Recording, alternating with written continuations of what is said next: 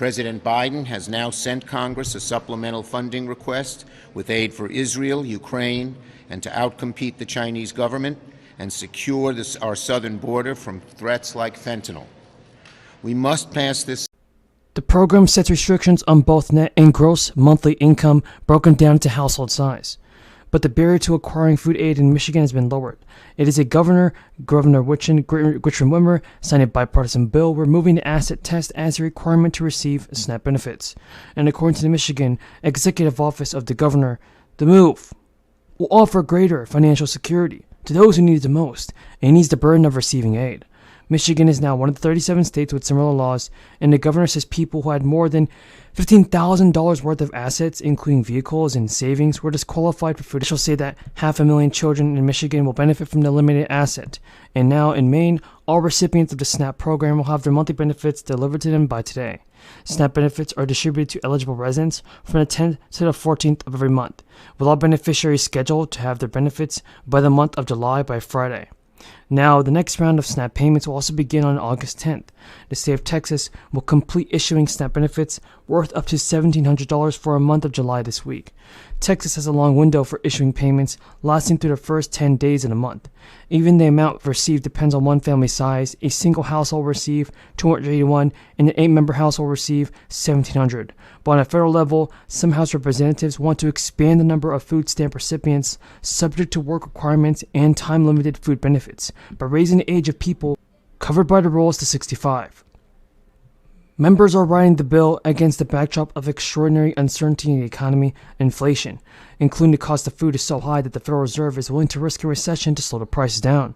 Economic disruptions are caused by the crisis, and the robust labor market is expected to weaken in the months ahead. The past week, Democrats of the Department of Education announced that it will begin discharging student loan debts for borrowers who've been in repayment for 20 to 25 years under a one-time payment. Around 800,000 borrowers will benefit from this, and there will be $39 billion dropped. Joe Biden said the previous announcement is a one-time adjustment and will become an even more important lifeline for struggling borrowers than repayments start in September. The one-time payment adjustment the Education Department had. Now, what we're also going to say is that all the programs have represent the largest modern U.S. experiment in unrestricted cash payments, with more than 12,000 Californians expected to receive more than $180 million in public and private funds. Nowhere else have so many guaranteed income pilot programs launched at the same place. Keep that in mind, folks, because a new advocacy group actually doesn't want to let Republican lawmakers who oppose student loan forgiveness off of the hook. This Thursday, a nonprofit called Protect the Borrower's Action released an ad that criticized 13 Republicans and who voted back-to-back student debt relief. At the end of June this month and next month as well for August, the Supreme Court has struck down Biden's plan to cancel up to $20,000 in student debt for the federal borrowers. It came after both the House and the Senate passed a bill to take back Biden's debt relief that the president ultimately vetoed. So while Biden has announced a new plan to get borrowers relief during a different law, it's called the Higher Education Act, many Republican lawmakers don't even want to actually be carried on this. Biden acknowledged that delivering relief through the Higher Education Act will take some time because it requires the policy to go through a negotiated rulemaking process, which includes hearings and public commitment.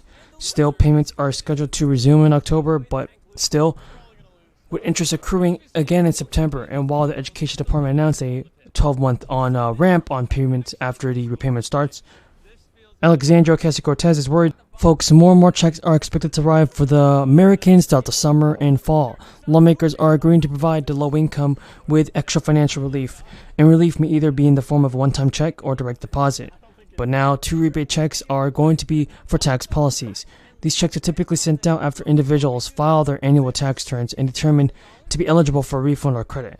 The specific eligibility criteria for tax rebates is depending on tax lawmakers and regulations in the country. A large number of states have announced they will be mailing and depositing relief checks for many residents. During the recently wrapped legislative sessions, the lawmakers agreed to send tax rebates to people in Minnesota. And now the rebates are $260 for individuals with AGIs very high, but $520 for couples who file jointly. People within those limits will get an additional $260 per dependent for up to 3 people they can claim. Rebates are expected to go out via direct deposit, and checks starting this fall too. It's important to note that the lawmakers and taxpayers who have to apply for these payments are going to get good money. Georgia has a very large budget surplus, and the latest report was more than $6 billion. As I was saying, the to receive the funds, filers must have paid and filed taxes for the past 2 years, and according to a spokesperson, economists tell us, spend the money, invest the money for those who need it the most, because they will spend it. It will be a stimulus, or at least a stabilization and that's a good thing. The argument is over how much is appropriate at this particular juncture as we struggle to get the economy back. According to state officials in Connecticut, healthcare workers, grocery store employees, and private sector employees who staffed vital services during the first 2 years of the crisis can begin applying for up to $1,000. It won't be clear until early October where the applicants will receive as much as $1,000, and that's because legislators and the governor, Ned Lamont, allocated just $30 million for the program. He said that Connecticut's essential workers have gone above and beyond during the crisis to keep the state running and safe. The new premium pay program is another way for us to return the favor, for these funds are truly meaningful. Every essential worker needs to know that they're available. To be eligible, an applicant must have worked between March 10th and May 7th of 2022 in one of these occupations that the state has listed. Some of the frontline workers in these categories include healthcare personnel. Eligible applicants must earn at least. Some of the frontline workers in these categories include healthcare personnel, food and agricultural workers, grocery store staff, and public transit workers. Applicants must earn less than $150,000 per year and cannot be employed by a federal or state entity. Full-time workers who earn less than $100,000 can apply for a $1,000 grant. Those earning more than $100,000 but less than $150,000 are eligible for grants on a sliding scale, ranging as low as $200.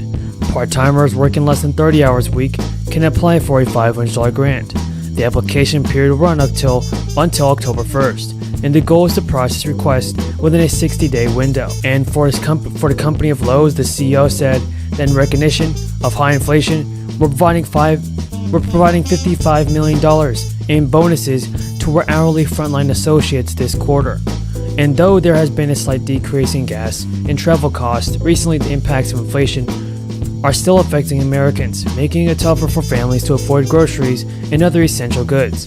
Microsoft, ExxonMobil, Walmart, USA have also offered bonuses, pay raises, and even gift cards to employees. But still, many of the nation's employers are still not paying their workers a living wage. The company website states that Lowe's employs around 300,000 associates, but it has not specified how much money each worker will receive and over what time period. Between the White House and administration and Democrats up on Capitol Hill. Earlier today, both the Speaker of the House, Nancy Pelosi, and the Senate Republican leader, the Senate Majority Leader, Mitch McConnell, were on CNBC, and they explained really the fundamental philosophical dilemma here, which is all about how much is the U.S. government going to spend. Here's what they said. Back on its feet and get the country in a place where it can sustain itself